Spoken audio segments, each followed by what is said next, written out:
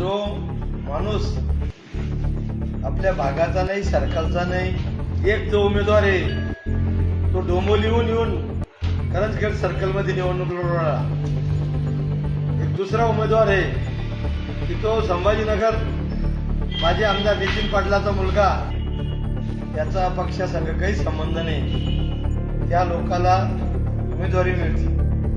आमच्या सर्कलमध्ये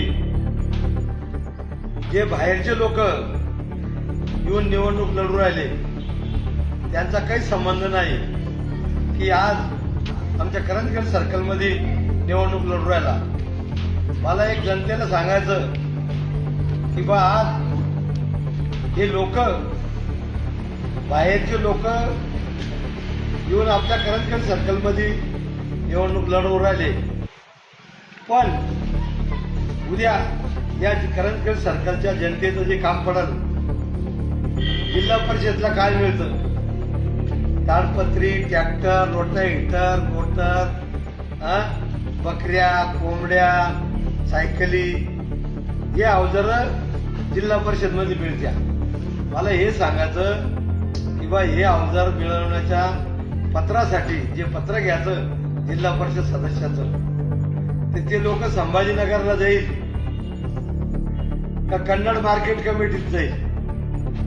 म्हणून मला हे सांगायचं की बा येणाऱ्या करंजखेड सर्कलमध्ये मी या भागामध्ये माझं जीवन या भागातच घडलं आणि मी याच भागात मरणार. उद्याही मी या करंजखेड सर्कलच्या जनतेची मी तनामनापासून मी सेवा करणार आहे.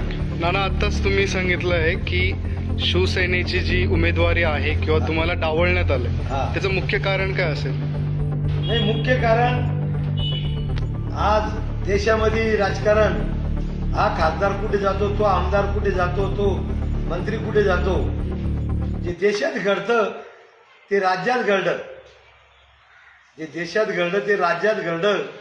राज्यात शिवसैनिकाचे खायाचे दिवस आले तर या दोन्ही लोकांना शिवसैनिकाच्या कानखिळ्या काढून घेतल्या आणि लोकांना रोडवर सोडलं. कार्यकर्त्याची ज्यावेळेस निवडणूक येते त्यावेळेस कार्यकर्त्यासोबत कोणीच राहत नाही. मला हे सांगायचं की बा ज्या वेळेस कार्यकर्त्याची निवडणूक लागते